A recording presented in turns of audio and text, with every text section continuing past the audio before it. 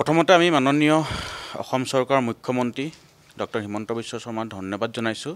তেখেতে খুব চতুৰালিৰে এই বিধেয়ক মানে কি আমাৰ যি প্ৰতিবেদন সেই প্ৰতিবেদনখন তেখেতে আমাৰ বিধানসভাত উত্থাপন কৰিলে।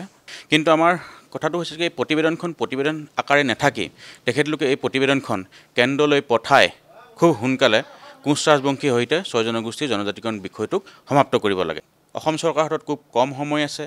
তেখেতলোকে আগন্তুক 2 মাহ 3 মাহৰ ভিতৰত এই প্ৰতিবেদনখন কেন্দ্ৰীয় চৰকাৰক সৈমত কৰাই কোচ ৰাজবংশীৰ সৈতে 6 জনগোষ্ঠীৰ জনজাতিকৰণক মানে এটা মৰ্যাদা দিব লাগিব। কাৰণ এইখন তেখেতলোকে প্ৰথমতে গৃহ মন্ত্ৰালয়লৈ পঠিয়াব। গৃহ মন্ত্ৰালয়ৰ পিছত তেখেতলোকে ST/SC, তাৰপিছত RGI পিছত তেখেতলোকে লোকসভা আৰু ৰাজ্যসভাত প্ৰতিবেদনখন উত্থাপন কৰিব আৰু প্ৰতিবেদনখন উত্থাপন কৰাৰ পিছত ই এক্টলৈ পৰিণত হ'ব। এক্টলৈ পৰিণত হোৱাৰ পিছত ৰাষ্ট্ৰপতিয়ে স্বাক্ষৰ লাগিব। গতিকে এক দীঘলীয়া পৰিক্ৰমা আছে।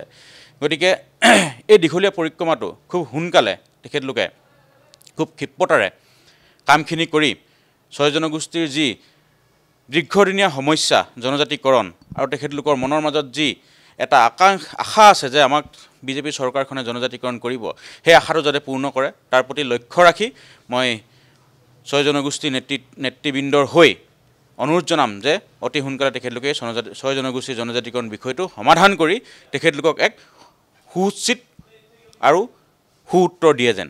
যেতিয়ালৈকে আমি জনজাতিকৰণ নাপাম তেতিয়ালৈকে আমাৰ আন্দোলন চলি থাকিব। আজি আমি জোৰ সমদল কৰি আছোঁ, কাইলৈ কিন্তু আমি ৰাজপথত যাম।